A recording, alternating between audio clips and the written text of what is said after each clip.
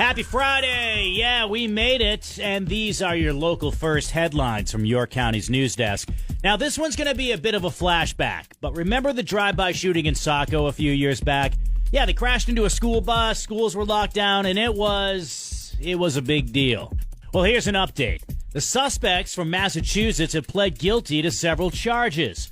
20-year-old Joshua Estrada and 22-year-old Carlos Abrante pled guilty to conspiring to distribute cocaine, causing a drive-by shooting, and using a gun in a drug trafficking crime. The two fired at least 5 rounds into another car during a drug deal dispute.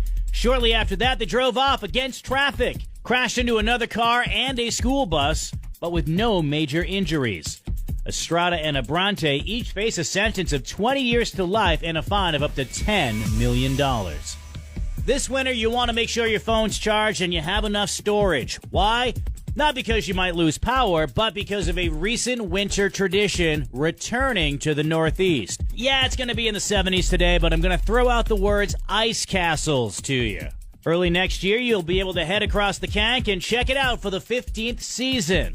Now, last winter, the ice castles in North Woodstock opened in mid-January, but as always, the opening is weather-dependent.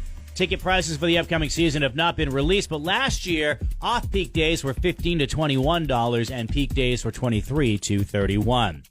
And to no surprise, the White House is the most photographed building in America. But what's number 2? No, it's not Portland Headlight, and no, Sanford, it isn't something on the flock cameras. It's actually the Brady Bunch house. But you can't go in. It's closed off to the public until this November. Like many Hollywood productions, the Brady Bunch shot exteriors at a real-life home in San Fernando Valley, but the interiors were built on a soundstage. However, in an unusual turn, the network HGTV purchased the house in 2018, then gutted it and renovated it the following year. And starting in November, for 3 days, the public will be able to view it.